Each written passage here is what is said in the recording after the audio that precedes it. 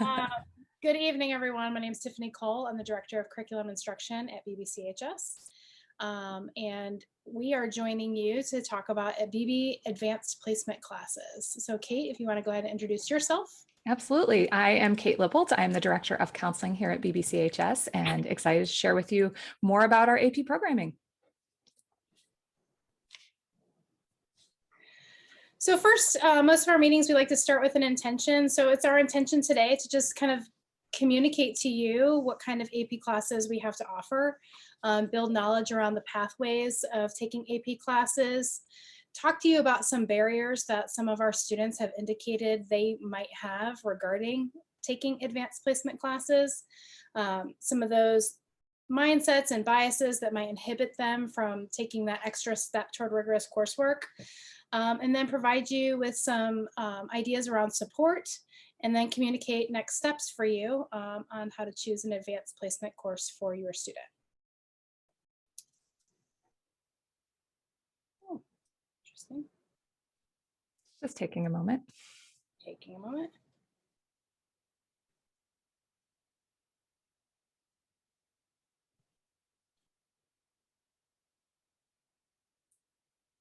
This is your graphic. You have an amazing graphic that takes up lots of energy, apparently. Apparently. Well, what's hiding behind the loading screen here, I'll just start talking, is that BBCHS is committed to redefining ready, and that is an initiative of the School Superintendents Association. In redefining what it means to be ready for college, careers, and life, we're recognizing that students are more than just a test score. While standardized test scores continue to provide a measure of students' academic achievement, they don't tell the whole story. And we recognize that. Students who have a variety of rigorous and engaging experiences during high school are better prepared for what comes next and have a better idea of what their skills and interests, where their skills and interests lie, and how to actually achieve those post-secondary goals, whether that's going to college, going to some sort of training program, et cetera. It's our goal that students leave BBCHS college, career, and life ready. So all of those things. Isn't that funny? That doesn't show in the presentation. In order to be college ready, students should achieve a GPA of 2.8 on a 4-point scale, and then at least one of the following of the other indicators. So the starred indicators are kind of like the key indicators in each of those domains of readiness. So we want students to get that 2.8, but to also do one of those other things. And that's where AP courses come in. Not just taking AP courses, but also taking the AP exam. And obviously we're going to talk more about AP and what our offerings are. We also want students to be career ready, and that's pretty important because whether you go to college or not, there's going to be a career in your future. So with students being career ready, we want them to identify a career of interest. If you are a current sophomore, you probably worked with the counselors last year to take a career interest inventory and identify a pathway, and I'll talk a little bit about that. If you're a current junior, we started that with the class behind you, but that doesn't mean now is not a time that you can start looking at those career interests. So in addition to identifying that area, we want students to do 2 of the other indicators. So achieving that attendance in school, coming to school regularly, at least 90%, or doing community service, which gets wrapped up into your civics class. Being involved in co-curricular and extracurricular activities is really important for career readiness. And also the opportunity to do something aligned with that pathway, whether that's a dual credit career pathway course like at the Career Center, or earning some sort of industry credential. And then, of course, at BBCHS, life readiness is demonstrated through the 6 C's, which are our core values. And those are woven into coursework and generally that broader experience at school, demonstrating character, citizenship, collaboration, communication, creativity, and critical thinking. And so what we're zeroed in on focusing on for you today is really just those advanced placement courses, and how your students can take them, and maybe thinking about what AP course your student should take in alignment with their career pathway. We're going to have 19 advanced placement courses next year, and by no means is it do we want students to try to take all of them. In fact, it's virtually impossible to take all of them now. And we want students to pick something that they're interested in, that they want to go deeper in, and that they are considering part of their career pathway. I will try to present again. Fingers crossed. Oh, look at that. Look at that. Okay, there it is. Okay. But we really want to reinforce with this is that students are they are more than a test score. I know that, when you talk about college readiness, a lot of people talk immediately about the SAT first, but we do consider other things in terms of your student success. And so we want to make sure that you understand the breadth of opportunities here at BBCHS for your student. So in the fall, we surveyed our students and we asked them a lot of questions about why would they take AP or what's keeping them from taking AP. And so here are just some barriers that our BBCHS students have regarding AP. So 65% of students say that they are not sure if adults are encouraging them to take advanced placement courses. So it's not very specific about what adults, so parents or teachers, but do I have adult encouragement in my life in terms of taking an advanced placement course?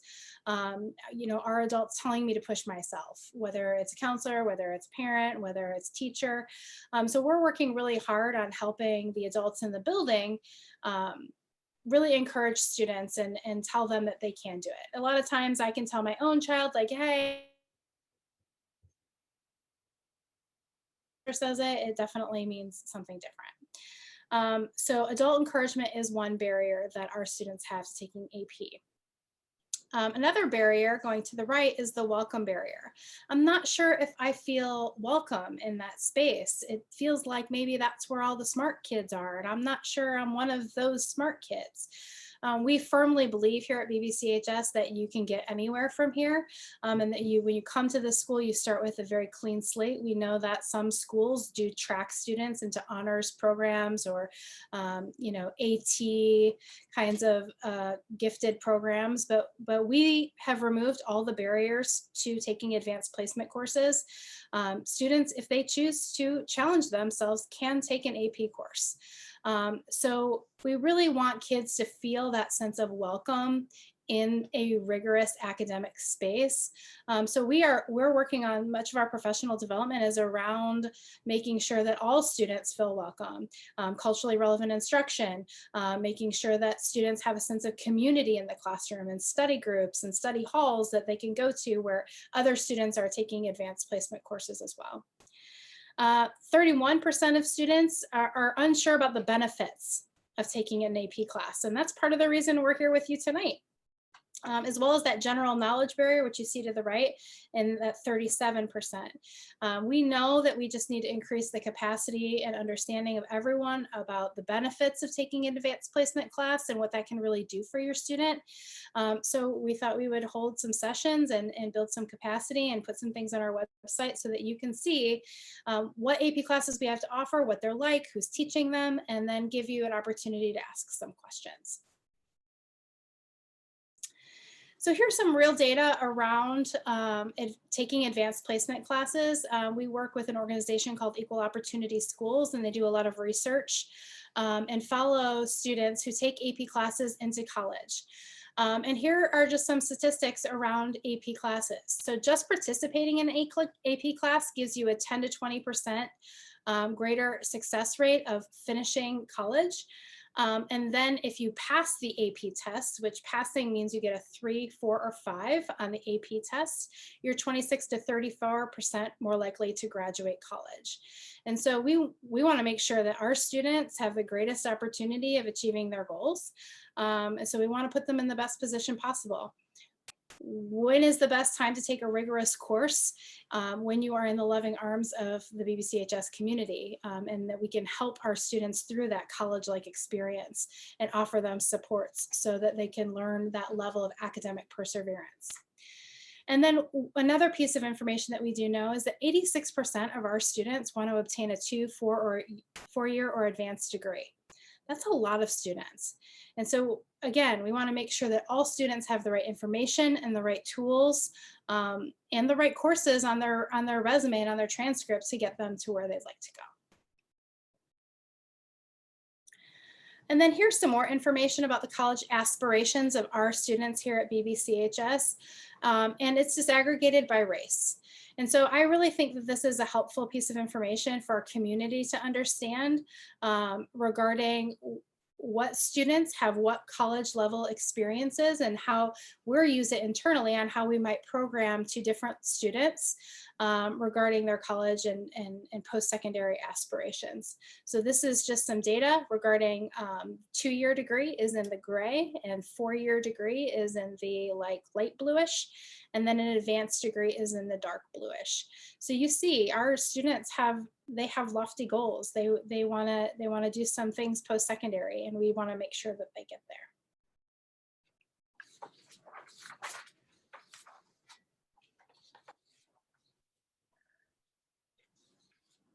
Okay. And so just as a comparison to what the goals and aspirations of our students are and what's kind of happening in the real world moment, I've kind of laid on top of these aspiration bars the actual enrollment of the class of 2020 in college, both 2 and 4-year for this fall. Now, acknowledging that this fall was a little strange, and the COVID era has changed people's priorities, has changed people's ability to attend college, whether that's financial or time, other resources. But the general pattern kind of holds true for us across the years, that we have, as students go through high school, they have aspirations of attending college, but when it comes down to it, our students aren't attending college at the rate that they think that they were going to as they went through high school.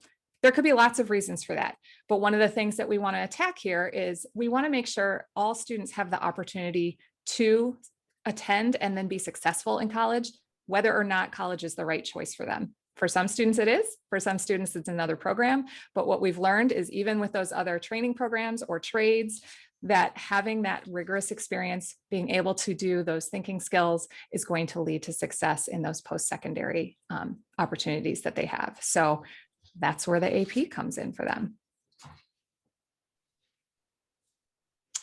And just a little look at some national data as far as college completion. So we've talked a little bit about the aspirations of our BBCHS students and then the actual enrollment of those students.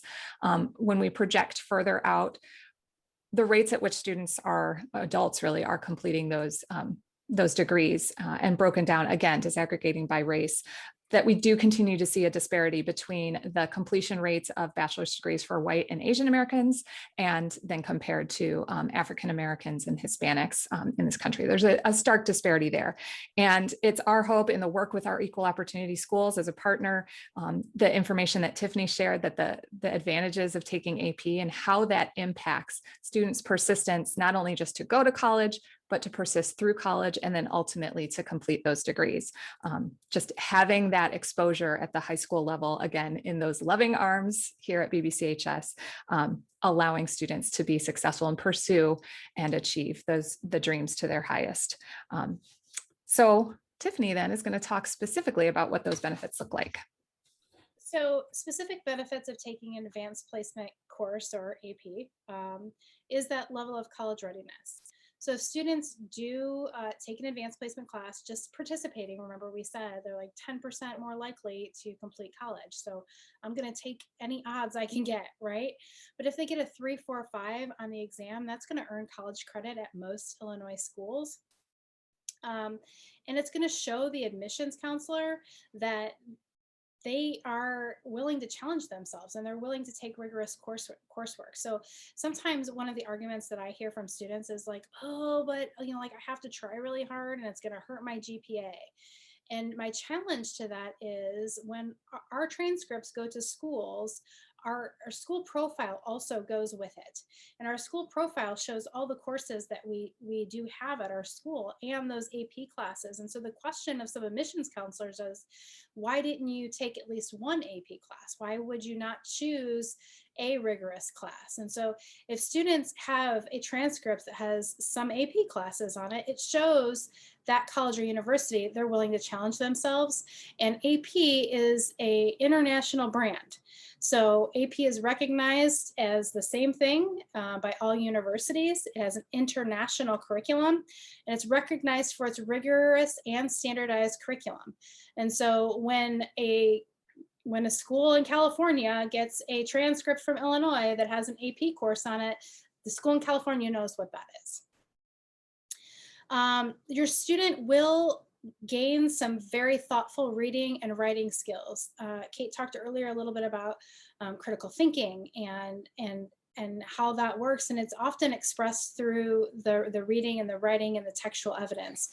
The AP test has a lot of questions on it that ask students to think critically. There's no specific answer. Kids have the opportunity to answer in multiple ways on those free response questions on the AP exam, and they're scored off that same rubric. So students earn those skills that they're going to need at that college level, where they're going to have to incorporate reading and writing across the curriculum, not just in English classes. It's rigorous. The pace is fast. But like I said, it's an international curriculum. And so study and time management skills are something that your student learns how to navigate. Many times there's a little bit of a learning curve there. And that's where some of our interventions, kind of take over and help your student kind of negotiate that. And our argument is like, let's negotiate that here in high school rather than go to college and be paying $30,000 and have to negotiate that there, right? Where you might lose some credits, you might lose some money. Let's get all of that worked out here so that we can get used to that college-like pace. And then finally, an AP community. I always try to reinforce to students that, you want to be around other students who are pushing themselves and challenging themselves. I was just having that conversation with my son on the way over here. You want to surround yourself with people that ask hard questions and are willing to critically think. And so having students in an AP class provides that peer community environment for your student that might just push them to the next level. And push them a little bit out of their comfort zone, because we always get better when things are just a little harder.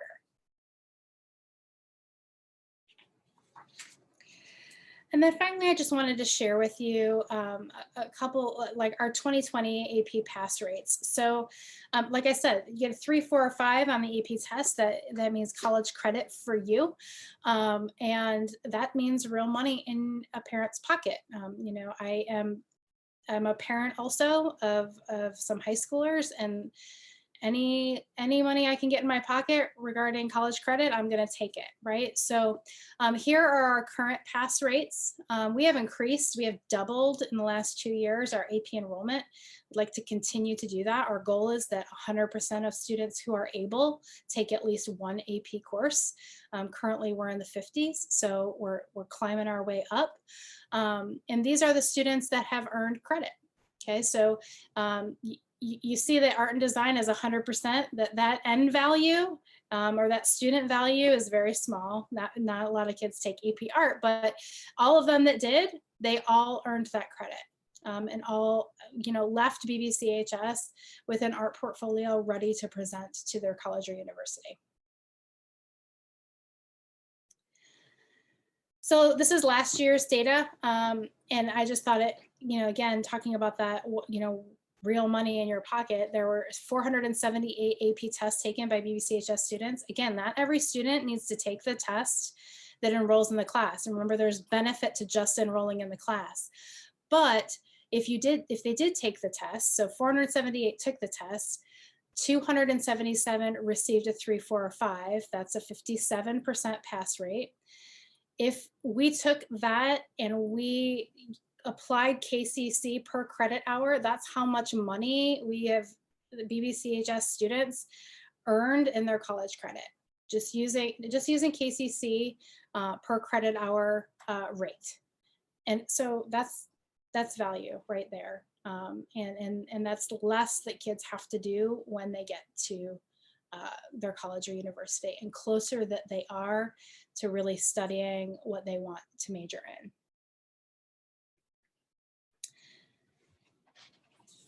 All right, so let's talk about those courses that we have available. We've said a couple times, there are now 19 AP classes available at BBCHS. And I think we're really proud of the diversity in those classes, that we feel like there's really something kind of for everyone's level of interest as far as an AP class goes. Again, it is not our intention that students take an entire schedule full of AP classes. Our goal literally and truly is that students who are able take one AP class at some point in your high school career. If you take more, awesome. And as Tiffany mentioned, that is potential savings for you at the college level, but really just give at least one a try. When you're trying to figure out what is the one, we'd love for you to talk with parents, talk with your current teachers, talk it over with your counselor. And really, we'd like to filter any of those kind of course choices, as you might have heard us talk a little bit the past couple months, through those career pathways. Over the last few years at BBCHS, we've really kind of zeroed in as part of that Redefining Ready initiative, zeroed in on what are career pathways? What are your interests? How do they align with something you want to do for the rest of your life? Not that you have to decide now the rest of your life, but how do they align with that? And then how do you get there? So what post-secondary experiences are you going to have in order to achieve whatever those career goals are? At BBCHS, we've narrowed it down. There are quite a lot, I believe 17 career clusters identified nationally.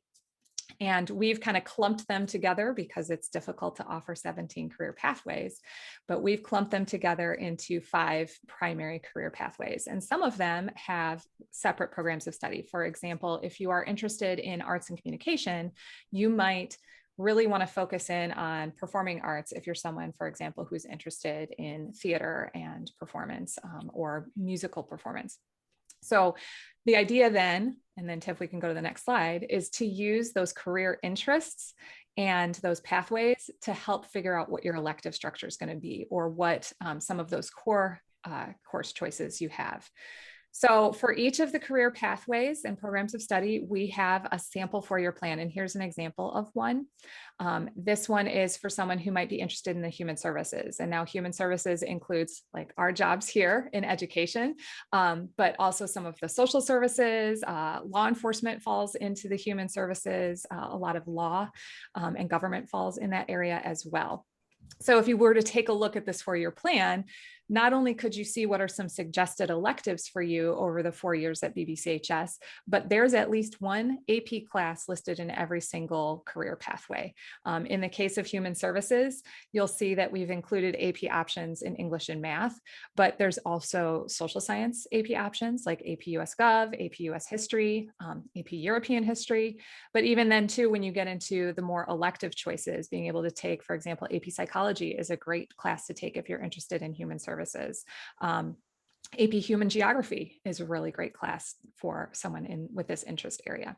So again, using those career pathways as your filter to help kind of figure out and narrow down, well, what would be a good AP match for me? Because you don't need to take them all. We don't need you to spend all of that time. Just focus on what's going to be best for you.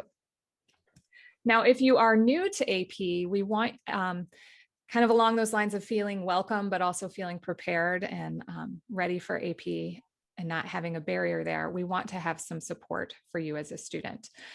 One of the things that we offer is an AP summer camp where you come in for time during the summer, which may or may not be attractive, but take some time during the summer to get exposed to some of the skills, the critical thinking skills, the study skills, time management skills that will benefit you as an AP student. So you can kind of hit the ground running. Many of our AP classes, but not all, do have some form of summer work. So getting an idea of how much time that will involve and how to organize that work, especially because usually summer work's done completely independently, will help you be more successful when you start into the class. We also, of course, assuming next year's a normal schedule, as this year was not. But Boiler Block is a wonderful opportunity for students in AP to not only meet with their teachers, but also to meet in small peer groups, to get some study time, to work on projects, to help clarify and answer questions, and make use of that Boiler Block time.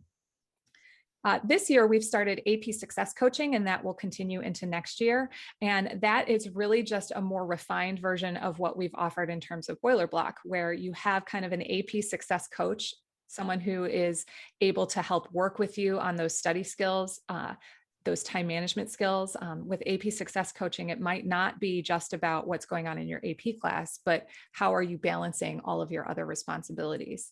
We recognize that with AP, there is a time commitment involved. There's a greater level of rigor. That often means more time in studying, more time in work completion. And it is a balancing act sometimes. If you are involved in sports and activities, if you work outside of school, we want to make sure that you're maximizing your time here in school so that you can be successful with those classes. Practice test sessions also happen, especially as you get closer to the exam during the course of your AP class. As I said, those happen more frequently as you get closer to the exam, but teachers are providing opportunity to practice those tests from essentially day one, whether it's specific question types that you're going to be exposed to on the exam, or an actual practice itself, what that experience will be like so that you can be successful and you can get that 3, 4, or 5. Study groups also happen, again, with peers or with the teacher itself. And then if things really aren't working for you in AP, you feel stuck, you feel like it's not working for you, we have an AP problem solving team, and that involves your counselor, your AP teacher, and myself, and parents. And we sit down and talk about, okay, what's going on in the class? What are your goals? What are the things that you've done to try to improve? And what can we do differently so that we as a team can better understand the students' needs and make sure those things are in place so that you can be successful, persist through AP, and really get to that exam and win out in the end. So next steps, what is next? Next for students, if you are interested in taking AP, or if you are a parent listening without the student and think that this would be a great opportunity, have those conversations.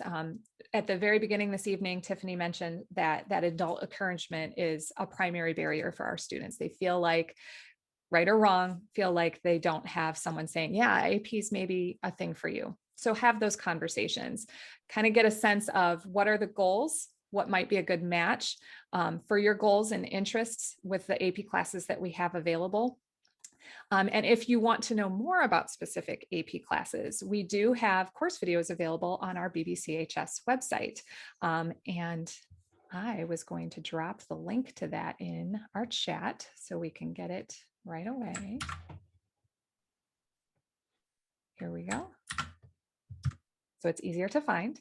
But certainly as a sidebar, if you are on our website and looking for anything, there is a search bar at the top and it will search just the BB website. Please make use of that search bar, because I know sometimes it's thinking through the logic that we as administrators might have had of how to organize things. Just use the search bar.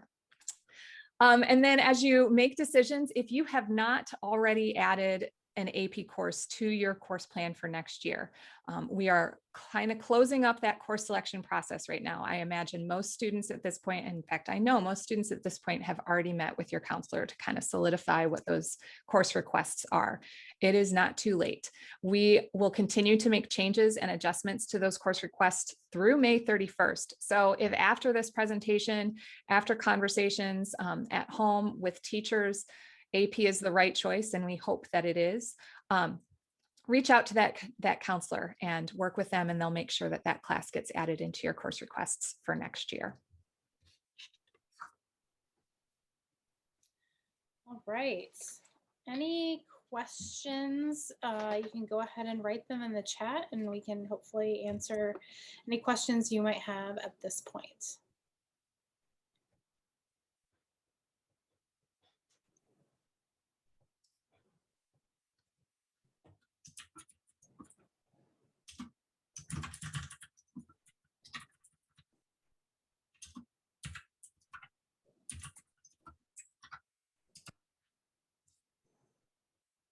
Thanks, Kate. Kate put the link to the career pathway. AP is not the same as an honors course. We're actually kind of phasing out honors courses here at BBCHS. Advanced placement is a rigorous course, so it's going to be a little bit more rigorous than just a gen level course, but it's just different. It's really founded on 4 principles. The principles are close observation and analysis, evidence-based writing, higher order thinking, and academic conversations. So much of the instruction is different. Some of the resources are different. And like I said earlier, AP is governed by the College Board. And the College Board are the people who write also the SAT, the PSAT. So the curriculum is the same internationally. I know freshmen have pre-AP course options. Are AP options offered to sophomore students? Yes, there are AP options for sophomore students, absolutely. So not in English, but I know that there are some sophomores that have taken AP Psych. There are some that have taken, I think AP Macro is going to be available to sophomores. So if you go ahead and look at our course guide, you'll see which ones are available to sophomores. Most of our electives are available to sophomores. If we had another question in the Q&A, how are you implementing success coaching, specifically time management and study skills, to all students? Oh, yes. So that really happens through Boiler Block. We don't have Boiler Block this year, but it's really more part of our SEL program, our social emotional learning program, and Boiler Block. So they do talk through that mostly with freshmen and sophomore. What we're hoping to focus on specifically with success coaching and AP is really handling that college level like work and that college level like pacing. Usually when students get to taking an AP class, they get the driver's license and their lives have changed a little bit. And so really helping them to negotiate work and sports and activities and AP classes is really the focus of AP success coaching. Kate, did you have anything to offer there?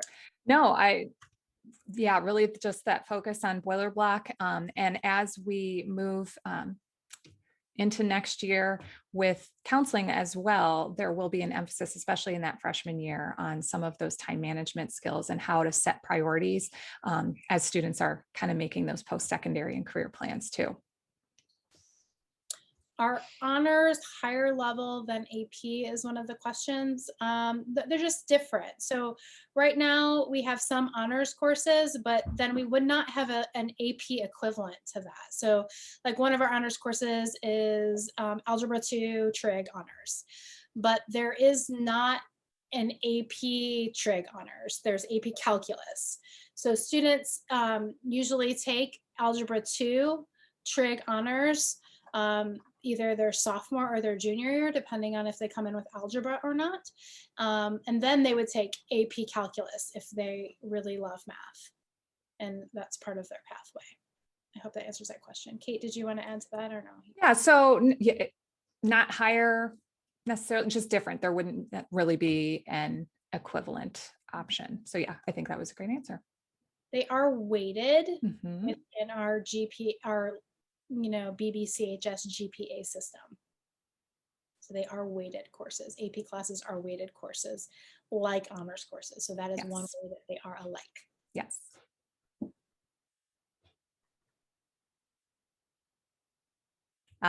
Okay. There's a question in the Q&A and I will read it out.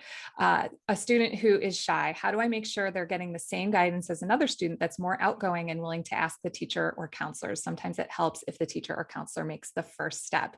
I'm going to jump in first, Tiff, and say that when we're talking about, for example, AP in particular, one of the things that we've asked staff to do, including teachers and counselors, is to make that contact. If they think that a student could benefit from AP or they have recommendations, to reach out and say, hey, have that conversation.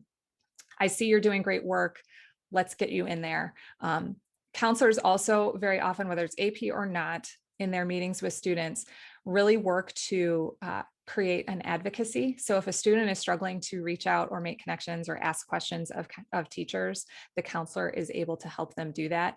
I would say that if the counselor has not made a contact and you feel like your student does need some support in advocating for themselves or reaching out, reach out to the counselor and give them a heads up, and they can make that initial contact as well.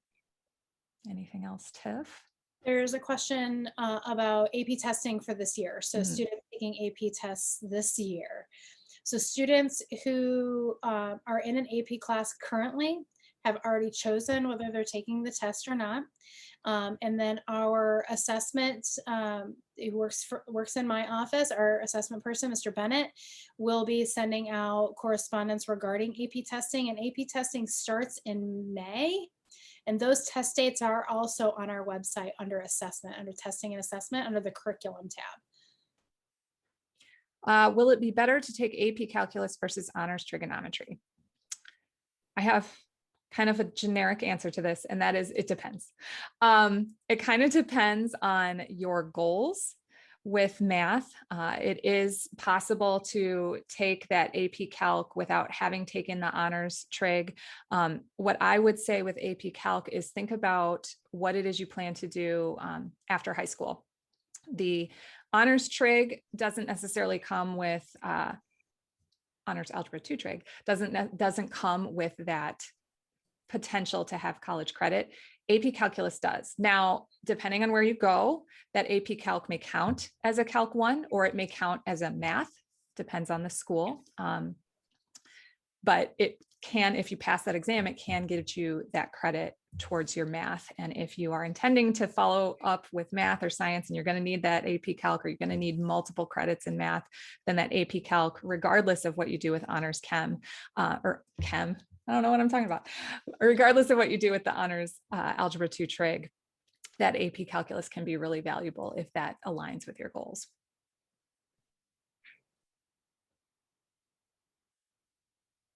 Yeah, if you have not heard from your son's counselor after reaching out, just please do give a call again.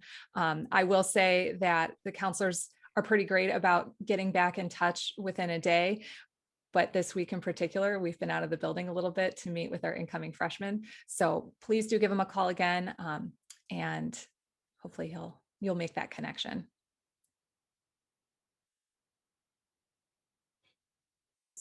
We encourage you again to please look at those videos. It's brand new for us, the videos, and it really gets you gives you kind of an intimate look at what kind of, who's the teacher, what kind of activities would the class do, what really are some of the foundational principles of the class. So it's just a kind of a way to learn without having to go to another meeting, and then just kind of pick what you want to look at. So that's a new piece of information on our website that I just want to really direct your attention to, or direct your students' attention to. So if you are encouraging them to take an AP class and they're like, oh, I don't know which one, that's where they can go to kind of find out, more information about each course. Fantastic. We really appreciate everyone coming out tonight for this webinar, and it is being recorded and will be posted also on our website and pushed out through social media. So if you have parent friends who have kids in activities tonight and they have chosen to do that but would still like more information on advanced placement, you can go ahead and share this information with them and direct them to our website to find out more information. Thank you, everyone. Thanks.